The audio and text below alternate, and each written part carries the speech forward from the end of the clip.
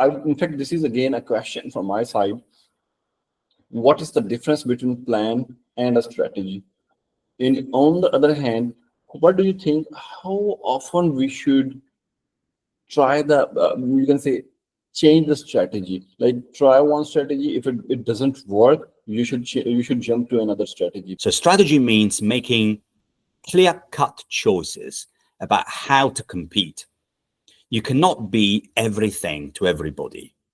Okay, so no matter how big the size of your bank account is or how small it is, and the size of your business and how deep your pockets are, Jack Welch tells us that strategy means making clear-cut choices about how to compete. Aspect that's more emotional. It's about understanding how I can develop a brand that becomes wanted by a customer. How to develop a brand that suggests and evokes an emotional attachment.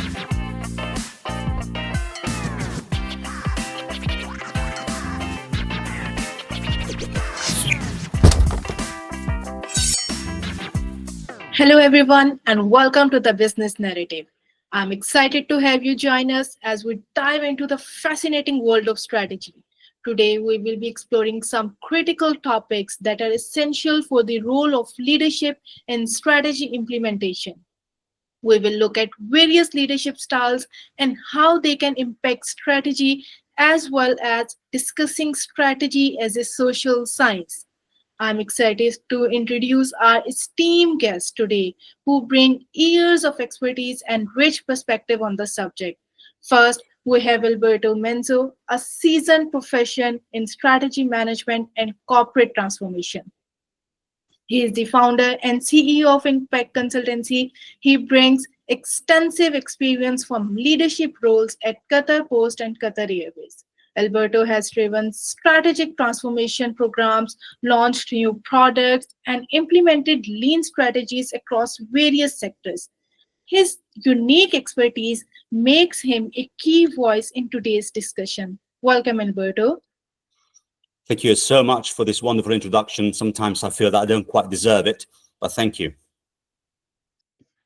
Then we have a serial entrepreneur, Qasim Masud, CEO and co-founder of Techifison and CTO and co-founder of Zain, specializing in strategic solutions. With over 15 years of experience, Qasim is renowned for his ability to lead teams and develop custom strategies that create competitive advantage for business. His technical ability and business acumen have been crucial in driving growth for clients, and will look forward to hear his insights on the role of technology in shaping strategic decisions. Thank you, Wajiha. It's a pleasure to participate today. So, first of all, I cannot say like how many myths are in the industry, but yes, I have seen a lot of things in the market. So, first of all, I will let you know about the journey from smaller company to mid-size, or to the large size companies. So whenever a company is a small company, people think that we don't need any strategy. So I believe this is the problem. This is the point from where the problem starts. I believe that strategy is required for both the bigger corporate companies and for the smaller as well. What I have seen in the industry, that in fact small companies often need more focus on the clear strategic direction to survive, scale effectively, and competitively in the market, which is missing in most of the time, missing in smaller companies. Bigger companies always have some processes, but smaller companies avoid processes. They think this will be an overhead, and in the same kind, they are missing the strategic path as well. Their strategy is to welcome everything all the time, and even do not worry about the compatibility, even do not worry about the capacity, even do not worry about the expertise. And I believe this is something from where disaster starts. So I think we should ask Alberto. So Alberto, if you can let us know about maybe 5, 6 myths, whatever are in your market.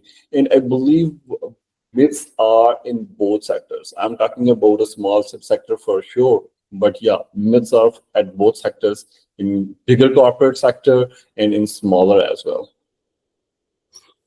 Thank you so much, Qasim and Wahija, for having me online. As I said earlier, I really appreciate your calling me back for such an important topic. I mean, the topic of strategy management can be seen as a great myth and also a great science, which it is, but at the same time, one that can be grasped and can be applicable and applied to the world of SMEs, large organizations, as well as Qasim said, the startups. Now, for me, there is an awful lot of information that is wrapped up in this topic, but at the same time, it's really important to start from some of the, should we say, statistics or numbers. So, what keeps executives awake at night? One could wonder, sometimes they don't have a strategy, they don't make one up. But at the same time, what wakes them up at night is market volatility. Just to name the first one, according to a survey by PwC, for example, 85% of CEOs are concerned about uncertain economic growth, and even up to 77% worry about over-regulation impacting their business. Also, revenue growth is an important aspect of running a business, of course. Without revenue, obviously we cannot actually function. So a report by McKinsey found that 84% of CEOs are concerned about revenue growth, with many struggling to meet quarterly targets and even outpace the competitors. A third one is talent acquisitions and retention. So according again to research of Deloitte, 87% of executives rate talent acquisition and retention as a critical priority for their organization. Innovation and disruption can be fourth. A study by Accenture found that 76% of CEOs believe that their current business models will be unrecognizable in the next 5 years due to the disruptive innovation. Regulatory compliance is yet another one. Cybersecurity, customer satisfaction, according to Qualtrics research, 93% of CEOs believe that customer experience is one of the top 3 factors driving growth in their organization. Without even talking about supply chain disruption, as you know from recent events in Europe and some parts of the Middle East, with the Suez Canal came to a halt. According to a survey by BCI, 72% of organizations experienced at least one supply chain disruption in their past. So you can see how ambiguous and uncertain the world has become, the world of business has become these days. So strategies are one corporate strategy, by the way, is very important. As one Roman philosopher once said, certain Seneca, there is no favorable wind for the sailor who doesn't know where to go. So you've got to know where to go in the first place. So back to Qasim's question, what are the myths? So strategy sometimes is seen as a list of initiatives. Well, that's a myth because a plan is not a strategy. Another myth is that you can prove that your strategy is correct. Well, we'd love to prove it, but future cannot be predicted. Analytical people sometimes are better at strategy. No, strategy is a social science, is not a mathematical or super analytical science or a discipline. And strategy is formulated at the top and is executed at the bottom or below.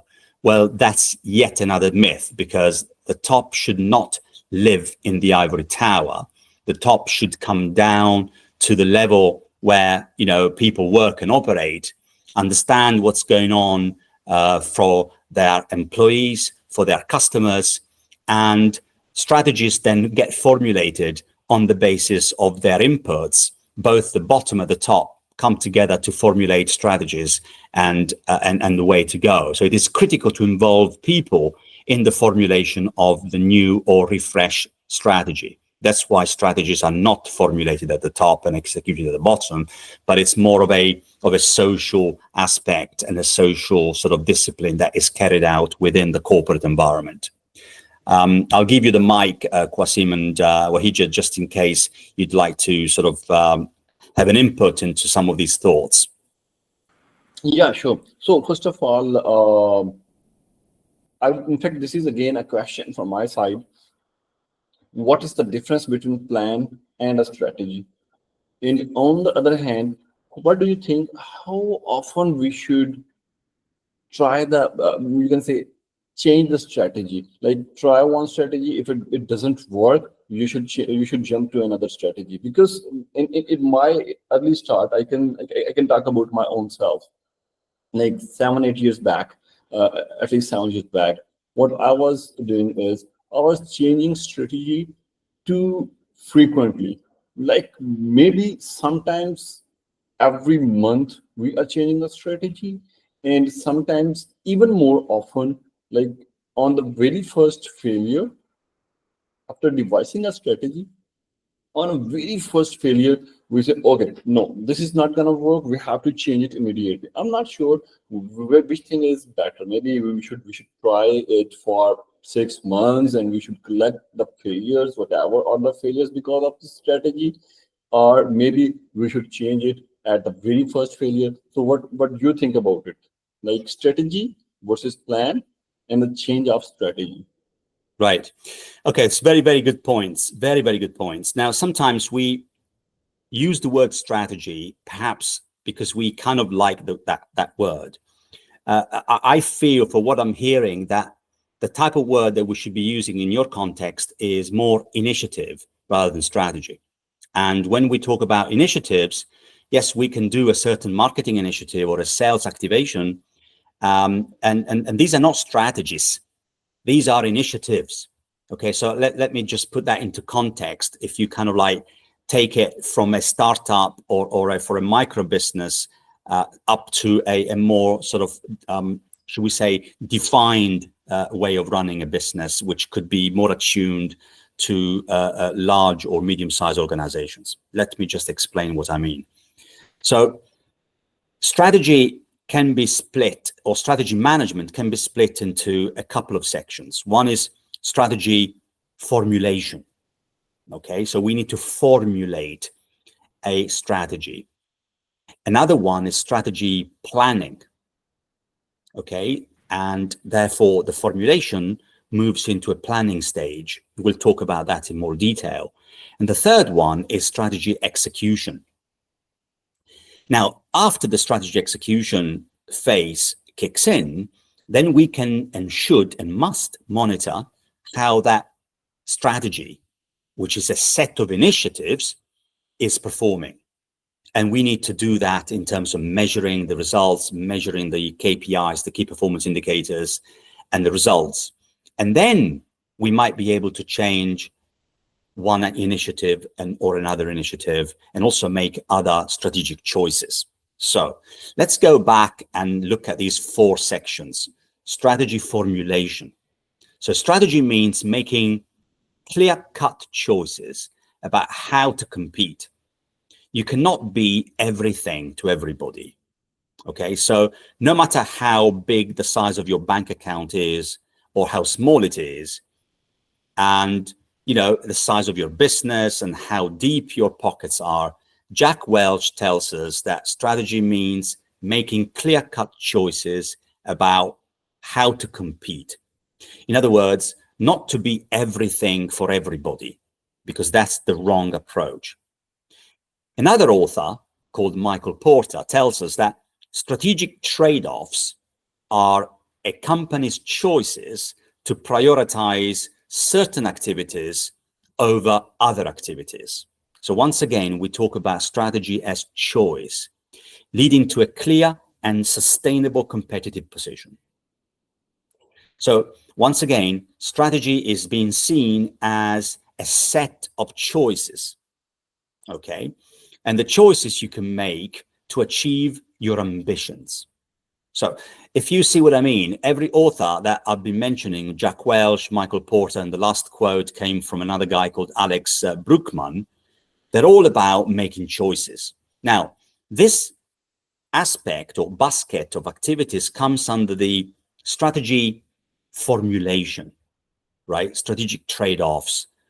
What are these strategic trade-offs, you might ask, right? So sort of like, explain to us a little bit. Okay, let's take, for example, the airline industry, if I may, right? If that's okay with you, right? So an airline cannot be everything to every single customer or passenger, right? So if you think about Southwest Airlines, just to give you or name one company, they, some organizations don't have the interest of investing in a massive fleet.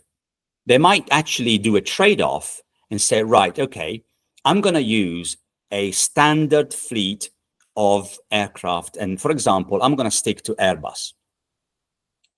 So, or I'm going to stick to Boeing. So these are the two manufacturers of airplanes.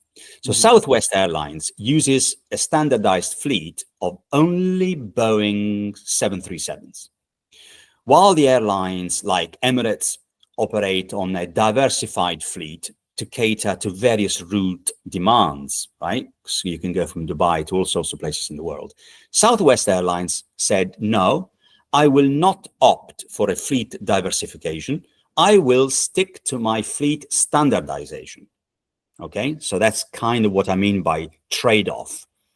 Another airline called Ryanair in Europe has decided to do, for example, primarily short-haul flights within Europe, whereas another bastion of airlines, let's say Qatar Airways, where I'm based, focuses on long-haul international routes. So Ryanair has made a trade-off favoring short haul against long haul. So could Southwest or Ryanair become long haul, and could they diversify their fleet? The answer is yes, but they don't do it. They have made a strategic decision, a strategic choice, not to diversify, but to standardize, not to go long haul, but to remain as short haul trips. Okay, so these are the types of things that strategy begins within the context of strategy formulations. So strategy trade-offs are a company's choice to prioritize certain activities over others, leading to a clear and sustainable competitive position. Because these companies, these airlines, Southwest and Ryanair, are certainly not the secondary cousins or the poor ones. They are very successful in their own rights. So if you think about that, you also think about strategic choices. Continuing on the Southwest Airlines example, they don't invest in frills and in nice things and lovely things. They are very much focused on limited passenger service, short haul, point to point, between mid-sized cities.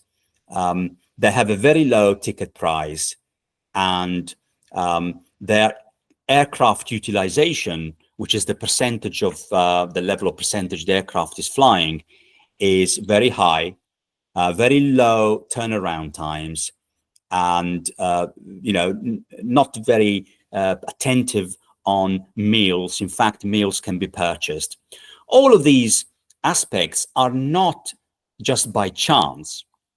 These aspects are all choices that these airlines have made, and trade-offs, e.g., I choose this kind of set of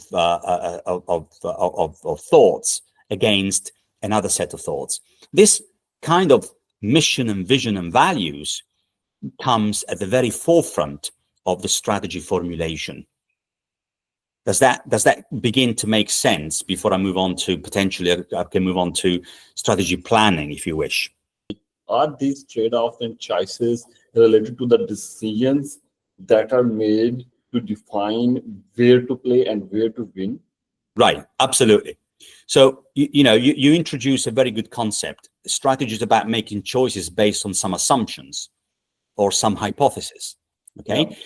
Now, whatever you were telling me earlier, it sounds, as I said at the beginning, sounds more like initiatives, but it follows a 4-step process, the strategy management discipline. So where to play and how to win are certainly two of the major inputs that come into the strategy management at formulation stage and also planning stage. What do we mean by where to play? What we mean is, how are we going to compete? Who is the customer target that we want to go after? And what isn't the target that we want to go after? Okay. What do we want to offer these customers? What types of products and services are we going to design and to launch for this particular customer audience? What is the customer experience that we want to create? How do we want to make our customers feel? How do we want to make our customers interact with us? What are the necessary activities that are required to perform and to deliver these products and services? So, do we want to insource? Do we want to outsource core businesses or, internal expertise? So these are the types of considerations that we need to take into account when we formulate where to play. Now, how to win is another type of, set of thoughts and reflections that we have to apply to our strategy formulation. Why will customers come to you? What makes you different from the competition? What type of customer intimacy and customer operational excellence and product innovation do we want to apply? Over to you. So when this is more about know your customer. So I believe knowing the customer involves experience and time as well. Sometimes this is dependent on different factors like penetration in the market and sometimes development of the market.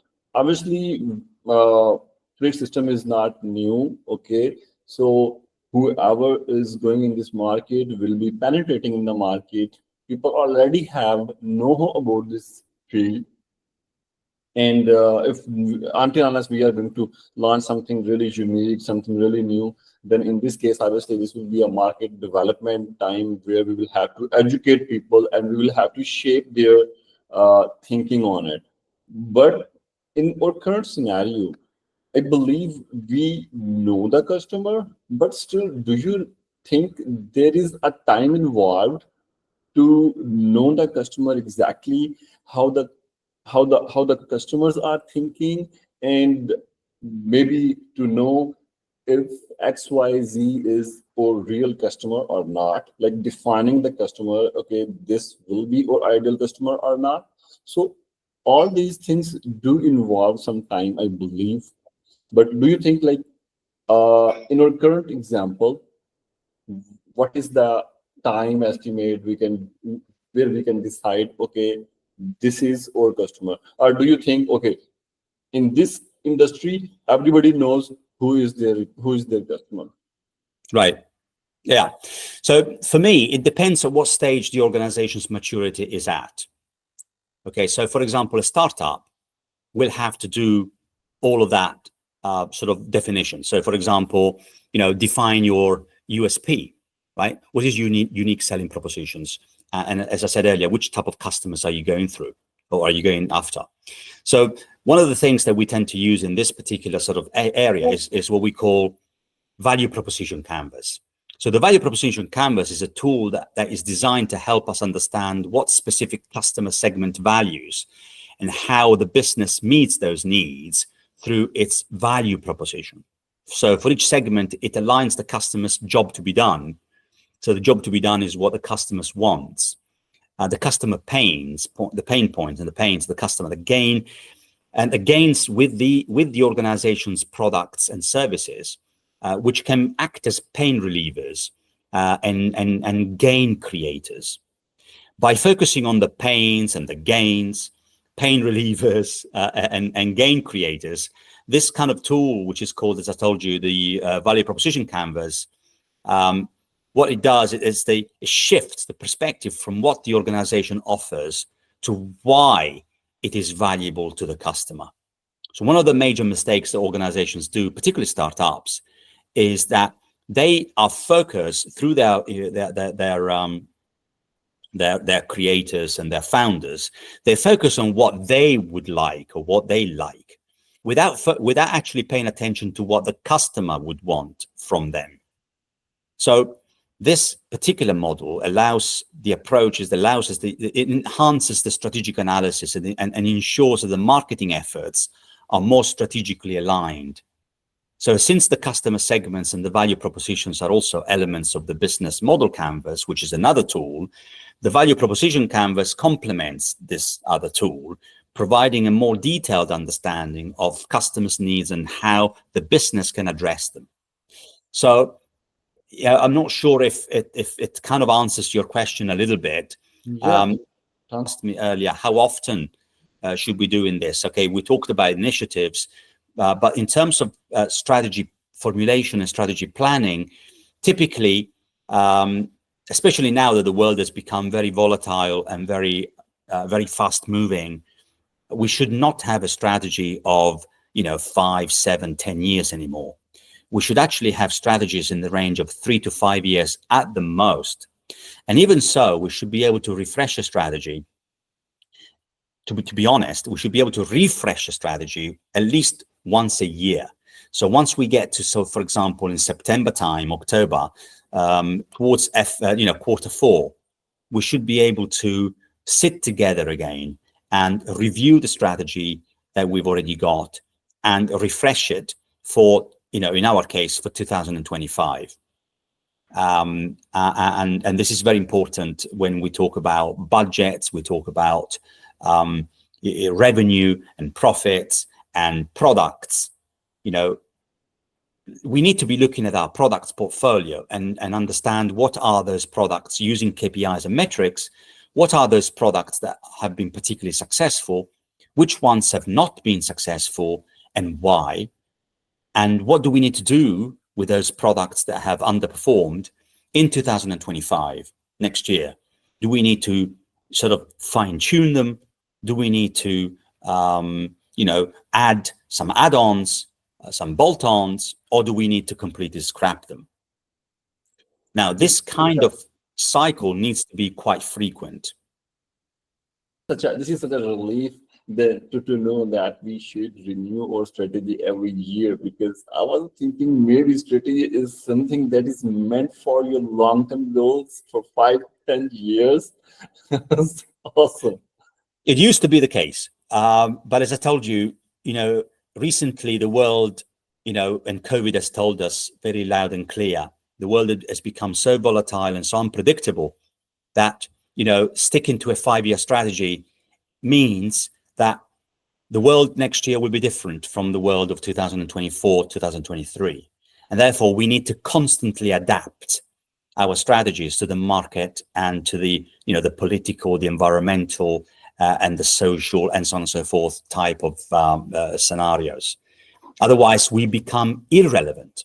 And here is another concept. It is about the business, whether it be a startup, an SME, or a large organization, remaining relevant to its customers, for them to be wanting you as a business.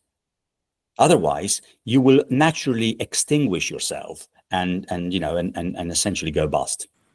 Makes sense. Awesome. So when we are talking about knowing the customer, where to play, how to win, so I think the how to win is still a little bit vague. After knowing the customer, now we know the customer. Now we do have the vision, and we know where we can play. So how to define the win position? Look, it is not a science 110%. It is one that requires adaptability. It's one that needs to align itself to customers' ongoing changing attitudes as well. So, where to play, how to win. We discussed quite a bit about where to play.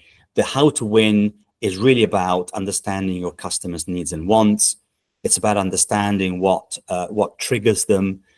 And for me, it's also about developing, and this is something that perhaps kind of goes away from the science of strategy into an aspect that's more emotional. It's about understanding how I can develop a brand that becomes wanted by a customer. How to develop a brand that suggests and evokes an emotional attachment to customers. Think about the big brands. Think about, I don't know, if I want to talk about sports, think about, I don't know, Nike or Adidas, or think about some of the fast-moving consumer goods like, Coca-Cola or PepsiCo, and think about those brands and the adverts that you might have seen coming from those brands, and how attached as a consumer we become to a brand. Sometimes it's kind of emotional rather than rational. You see what I mean? So it's very important to develop a brand that has a connection, an emotional connection with its consumers. I will just finalize this comment by giving you a brand, for example, in the logistics space. We all love our sports. We all love our sportsmen and women. And we can create an emotional connection more easily than we can if I mention to you, I don't know, Aramex or DHL or UPS, or even the postal system, where I spent quite a few years working together with airlines. And airlines themselves have spent about 15 years in airlines. So how do these brands develop an emotional connection with its consumers? Why would a consumer go to DHL and not to Aramex or not to UPS and vice versa? Even more so, how would a consumer go to a post administration, which, in the eyes of the Gen Zs and the younger generations, it's something of the past. So business people need to work on developing a brand that connects with its consumers in an emotional matter, in an emotional way. That way we can guarantee longevity with this consumer base, with this customer base. If we talk about the tools in this business strategy, yeah, I know in my educational career, I have learned about SWOT. I have learned about Pastel 7S model. So, but how these things are practical in the market, and how we should use these strategy tools, and what are the other tools like in the business strategy? Right.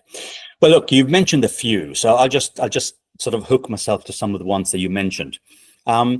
See, strategy is very, as I told you before, is a social science, and therefore, any tool that you use, it only is a tool if you don't make it live and breathe for people.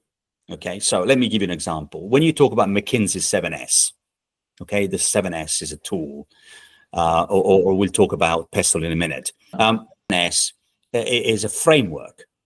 It's a framework. It starts to get complicated. But no, it is complicated if you leave it in an academic space. If you move that conversation into a practical space, into a conversational space, into a dialogue, then it all kind of makes sense. What do I mean? So 7S framework is valuable for making sure that all aspects of an organization are taken into account when assessing its strengths and weaknesses.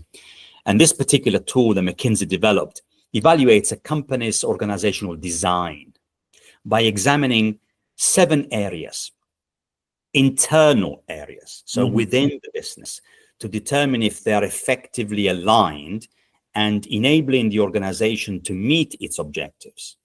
The core idea in the 7S model is that these 7 areas are interconnected, and a change in one area will necessitate an adjustment in the others. So when you talk about one element is structure. Another one is systems. Another one is style, okay?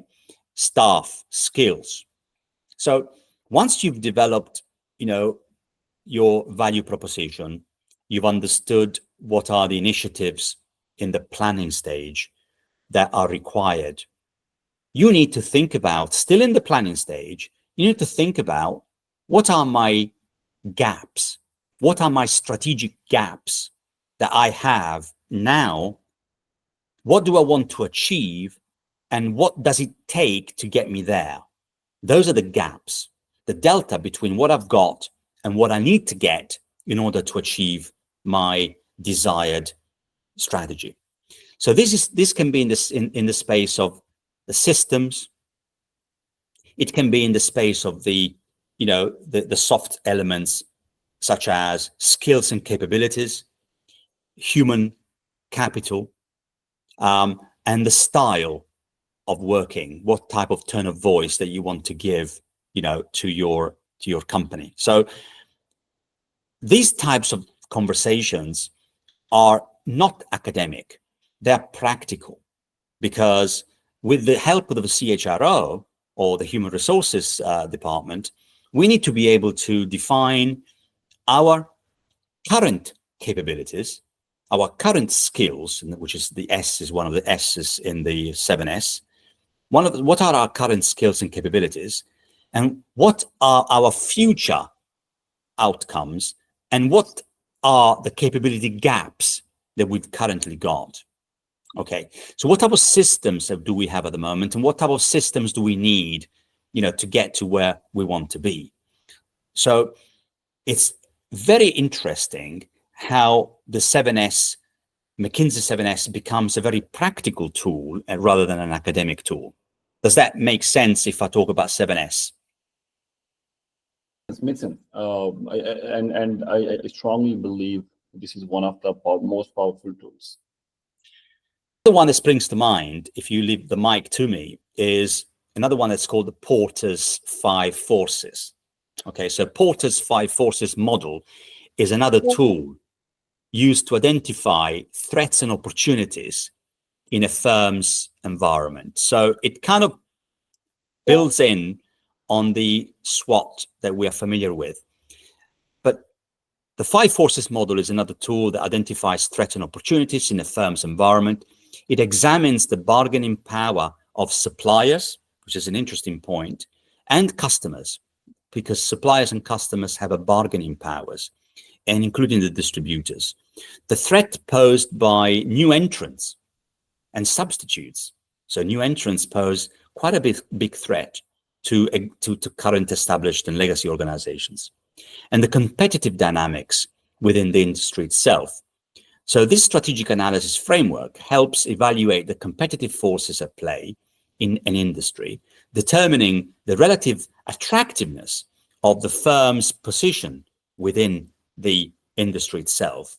By analyzing these factors, businesses can develop strategies to capitalize on opportunities and mitigate the threats, leading to a stronger overall business strategy. The 5 forces specifically talk about the bargaining powers of the buyers, so the bargaining powers of suppliers, the threat of the new entrants, the threat of substitute products and services, and the rivalries amongst existing competitors. So these are the kind of the 5 forces that Michael Porter talks about. So, as I told you before, buyers have a bargaining power despite the fragmentation of buyers. If you take airlines have a hard time differentiating themselves and creating customer loyalty. Switching costs for buyers are nearly non-existent, and the proliferation of budget airlines underlines the price levels. So buyers have a bargaining power, buyers have a choice. Suppliers have also got a bargaining power and a choice. The major suppliers groups to the airline industry are aircraft, engines, airports, fuel suppliers. Each of these major suppliers groups is highly concentrated and has a huge clout right? A huge bargaining power. Airlines often face high costs of switching suppliers because the benefit of the fleet compatibility and the necessity of utilizing major airports. So they, as I told you, suppliers have a bargaining power. If you want to go land or take off at Heathrow Airport, London, I will tell you from personal experience that Heathrow Airport has a huge bargaining power. If you do it in Doha, same story. Doha Airport is as a major hub has a great bargaining powers. Anyway, so these are two of the tools that perhaps are not well known. It's the McKinsey 7S and the Porter's 5 Forces. Over to you.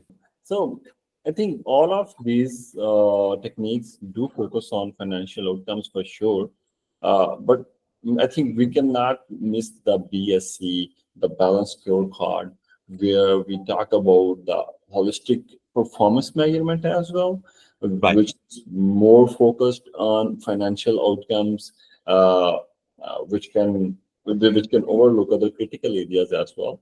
So what about the balanced scorecard? Because again, this is more focused on holistic performance, strategic alignment, and clear communication of the strategy. So what are your thoughts on it? Yeah, I mean the balanced scorecard, the BSC as you call it, is a model that, as you know, was developed by Robert Kaplan and David Norton. So the Kaplan-Norton model, or the balanced scorecard, as it is commonly known, is exactly what you are describing. Now, what's the purpose of this? And this is extremely important in strategy, strategy formulation, strategy planning, and strategy management in general. The BSC is there to maintain a balance between financial and non-financial, shareholder, customer, employee perspective, leading and lagging KPIs, because the KPIs, the key performance indicators, can be leading KPIs and lagging KPIs, internal and external factors, hard and soft impact. So by looking at this holistic approach of financials, customer, internal business processes, and learning and innovation, we can achieve as I told you, the sweet spot, the holistic approach that strategy management should very much consider in its formulation, in its planning, and in its execution. So I feel that the BSC is an extremely important, valuable tool and technique that must be lived and breathed throughout the entire strategy management cycle. Awesome.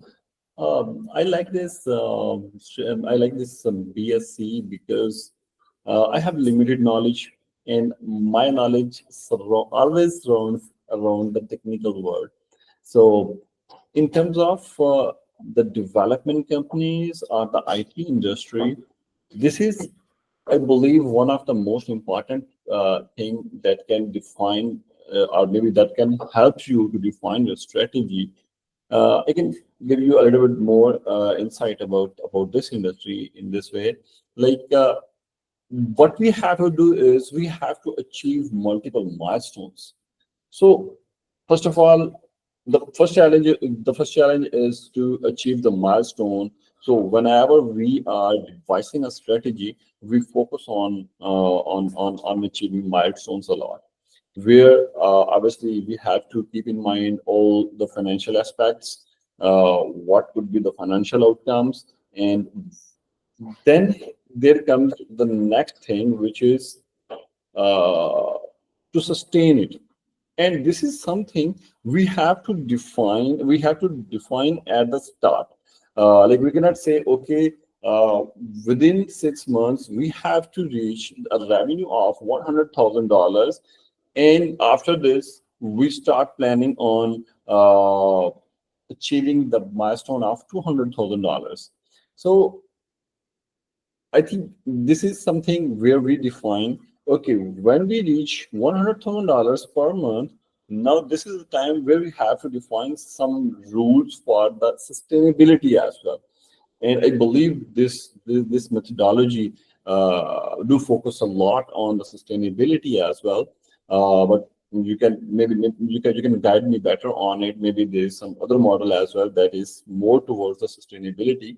But I believe this focuses on the long term and short term both of the goals, where BSC balances immediate financial results with long-term sustainability by focusing not just on current performance but also future capabilities.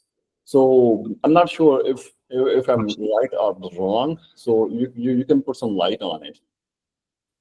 Now, yeah. I mean, what you've said is very, very correct, and very mature in terms of the way that you would approach the journey, if you like, and the growth of an organization.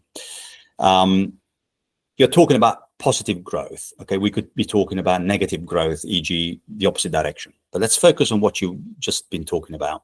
That's the positive growth. So, say for example, come October, November again, we pulled together let's say a sales targetry for next year, 2025. Okay, so finance and commercial will come together to define what will our sales and revenue and therefore profit targets are going to be for next year. Okay, so we meet and we design what is our growth strategy and what are our product by product targetry revenue targets for next year. Now, as I mentioned earlier, that's part of the strategic planning, but we don't know the future. We don't know if in 2025 there will be an impact from not Corona, but the monkeypox, the mpox that some people are beginning to talk about. We don't know if next year there will be another impact of a political or social sort of angle, with the current sort of instability and the wars that are happening, unfortunately, in different parts of the world. Okay, so back to the point. We develop a targetry for next year.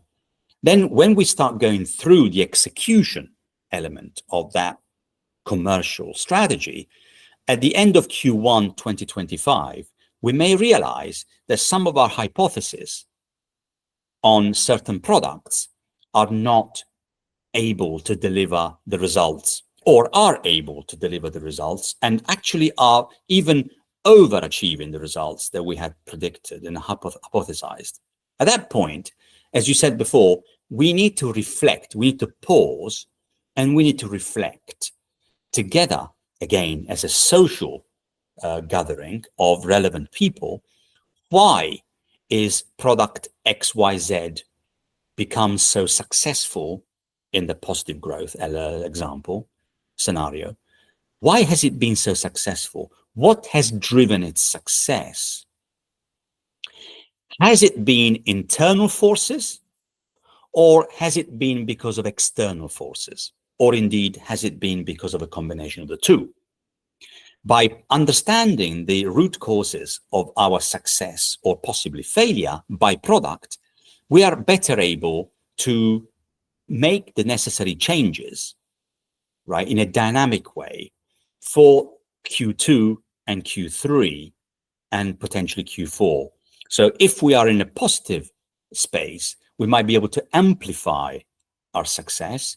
If we are experiencing a negative trend, we might be able to react quick enough before it becomes detrimental to the wider business. If we wait, or if we do nothing quick enough, we might be able to suffer the consequences. And that particular set of products or product might be able, unfortunately, to drag down other successful parts of the business, and therefore, average out a mediocre outcome by the end of the year. Does that help? Yeah, that helps a lot. So, pardon. Okay, so let's talk about the leadership.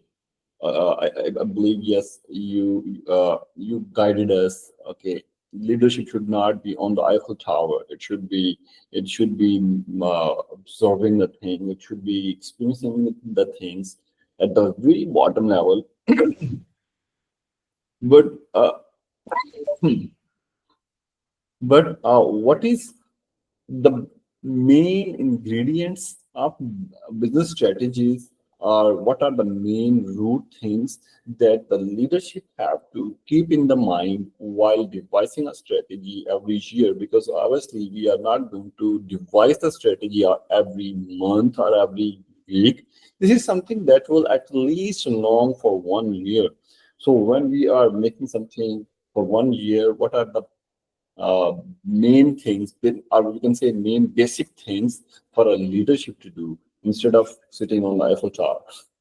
Absolutely. Okay, so let me start by saying that, and this is applicable to our audience, because some people might believe as a myth that he or she is a leader, but he or she is not a leader. When we are in charge of and responsible and accountable for people and for customer outcomes, or for one of the two, we are leaders by definition. So first of all, I'd like to remove the hierarchy definition of leadership. All of us are leaders of business. That's applicable also to startups. So what I mean to say, practically speaking, that a supervisor is a leader, an assistant manager is a leader, a manager is a leader, and so on and so forth. So leaders are not just directors or C-level, but all of us responsible and accountable for business outcomes through people, processes, systems. We are leaders. So number one, it's important to understand that we don't need to talk about Steve Jobs only. We don't need to talk about Jeff Bezos.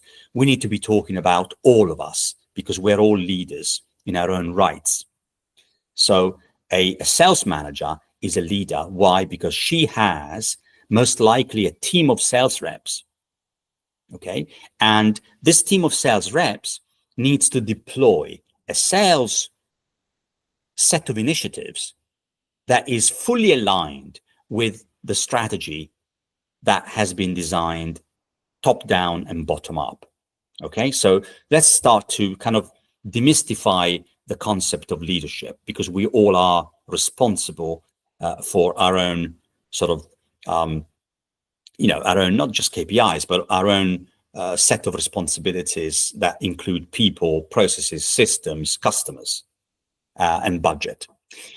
Then let's kind of, now that I've said this, leadership is an absolute critical aspect of the whole strategy cycle, from formulation to planning to execution and to the final element, which is the measuring and circling back to the formulation on a refresher basis.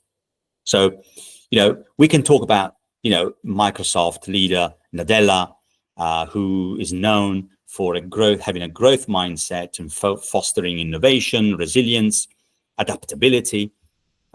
This type of leadership that is called growth mindset, typical of Nadella and others, helps teams thrive in a rapidly changing environment, encouraging the teams to take risks, to learn from their failures, and continuously improve.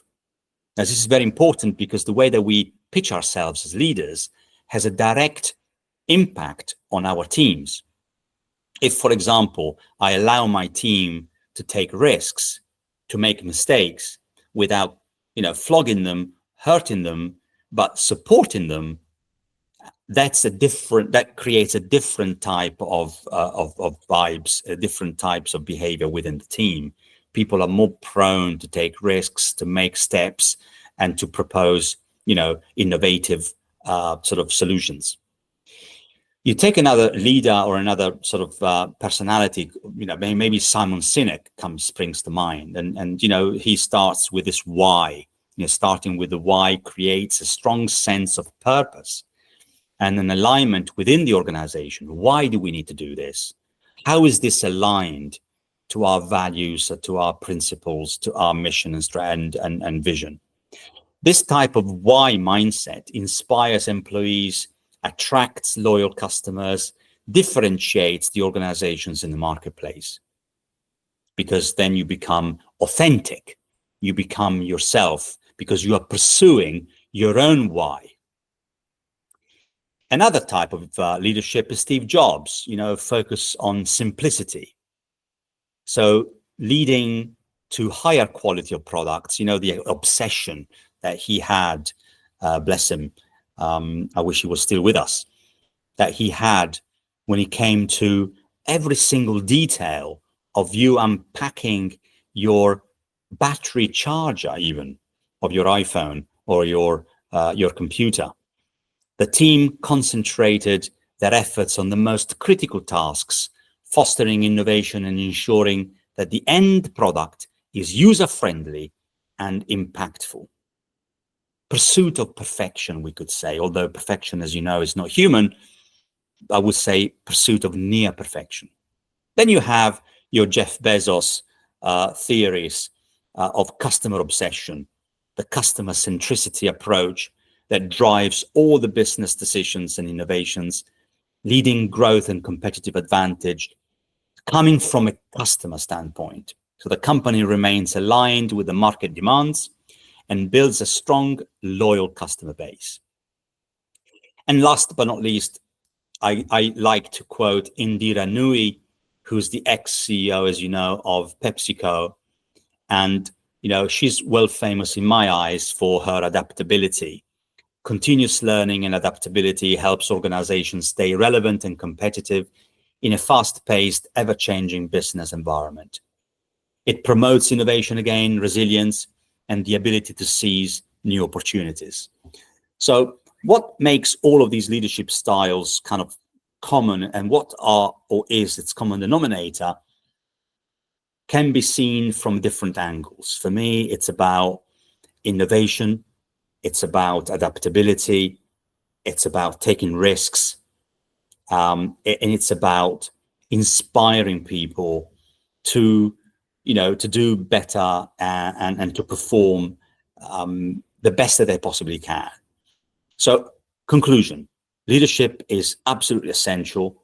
We all are leaders in our own rights, and we are responsible for people, processes, systems, outcomes, and customers. We need to understand that all that we do has to be aligned with the corporate strategy. I conclude by saying that there is only one strategy.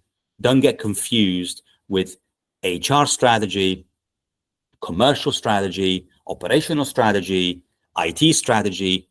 No, there is one corporate strategy, and each of these functions align their activities and initiatives to fulfill the corporate strategy as it was formulated, as it was planned, and as it will be delivered and executed and measured. Hence, the strategy discipline is executed by the leadership team and by its own direct reports. So I'm happy we are not talking about the leadership styles that are democratic leadership, transformational leadership, or autocratic leadership. So this is something I believe more energizing, and I can enjoy it more. That these are the leadership styles, simple leadership style, like the style of more adaptability, and style of more to be like close to the team of the bottom level team, and admitting this thing that we all are leaders. So we cannot say, okay, only the autocratic and democratic leadership is the leadership, or we can just consider them. So that is awesome. I really enjoyed it, Alberto. So nice of you to have this conversation with me and giving me a chance to discuss these things. Thanks, Mujiha. So nice of you. Thank you so much, guys, for joining us and giving this valuable insights. I think these discussions have sparked so many ideas and approaches to many viewers. And I'm looking forward to having these conversations in the future as well. Thank you so much. Thank you. Goodbye. Thank you. Thanks a lot for having me again. Take care. Thanks a lot. Bye.